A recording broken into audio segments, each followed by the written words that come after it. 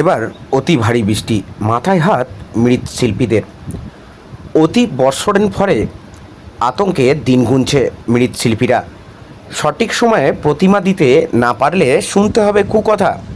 বসিরহাট, আর এই বসিরহাট মহকুমার বসিরহাট 1 নম্বর ব্লকের সংগ্রামপুর শিবহাটি গ্রাম পঞ্চায়েতের মেরুদণ্ডী এলাকার মৃৎশিল্পীদের করুণ দশা।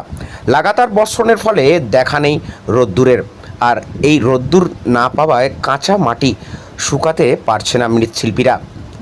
বাঙালির শ্রেষ্ঠ উৎসব দুর্গা উৎসব হাতে গোনা আর কয়েকটা দিন বাকি। তার মধ্যেই শিল্পীদের প্রতিমা তুলে দিতে হবে বিভিন্ন পুজো উক্তদাতাদের হাতে।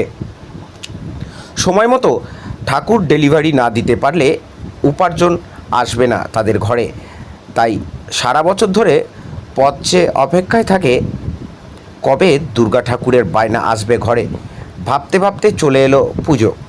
আশায় বুক বাঁধল মৃৎশিল্পীরা। সেই আশায় জল ঢেলে দিল শরৎকালের মেঘ। সারাদিন আকাশের মুখ ভার, ঝিরঝিরিয়ে বৃষ্টি, দেখা নেই পরিমাণ মতো রোদ্দুরের। তাই মহা সমস্যায় মৃৎশিল্পীরা। তারা এই সময় কোমর বেঁধে নেমে পড়েন দুর্গা প্রতিমা তৈরি করতে। আর সেই সময় দেখতে পাচ্ছে লাগাতার বৃষ্টি।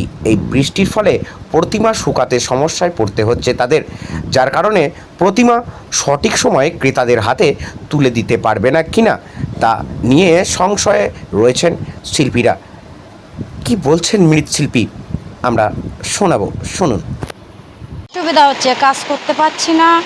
তারপরে আমাদের ঠাকুর হয় অনেকগুলো, এত বর্ষা হচ্ছে যে ঠাকুরও অর্ডার নিতে পারছি না। অনেক ঠাকুর ছেড়ে দিয়েছে, আর যেগুলো আছে সেগুলো নিয়ে কাজ করতেও খুব সমস্যা হচ্ছে। এই বৃষ্টি হচ্ছে, কাদা মাটির কাজ করতে পারছি না, জিনিসপত্র ঠিক জোগাড় করে আনতে পারছি না। মাটি তো শুকাচ্ছেই না, সব ছাতা উঠে যাচ্ছে, শুকাচ্ছে না। কাদার কাজ ঠিকঠাক করতে পারছি না, মানে শক্ত না হলে তো কাদার কাজ এগোতে পারছি না। এখন কি করব বুঝতে পারছি না। রোদ্দুর না বেরোলে এরকমভাবে যে করে হোক করতে হবে। তা 15 থেকে 20টা হয়, এবার 10টা নেওয়া হয়েছে আর ছেড়ে দিয়েছে, কারণ প্রচণ্ড বর্ষা হচ্ছে, জিনিসপত্র ঠিক গুছাতে পারছি না বলে ছেড়ে দিয়েছে। চেষ্টা করতে হবে অবশ্যই, কারণ আমাদের ভরসায় যারা দিয়েছে তারা থাকবে। যে করে হোক, রাত জেগে হোক, লোকজন নিয়ে হোক, কাজ করাতেই হবে। আমার স্বামী আমি দুজনেই করি। অর্থনৈতিক সমস্যা আরও বেশি, কারণ বর্ষায় জিনিসের দাম আগুন মূল্য, ঠিকঠাক কাজ করতে পারছি না, টাকা পয়সাও আসছে না, এদিক দিয়েও খুব সমস্যায় আছে। এর উপরেই আমাদের সংসার, খুব কষ্ট হচ্ছে সংসার চালাতে।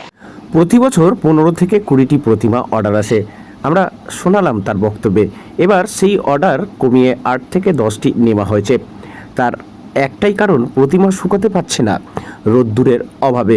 তাই সঠিক সময় ক্লাব কর্তাদের হাতে প্রতিমা তুলে দিতে না পারলে সমস্যার সম্মুখীন হতে হয়। অনেক সময় কথাও শুনতে হয়।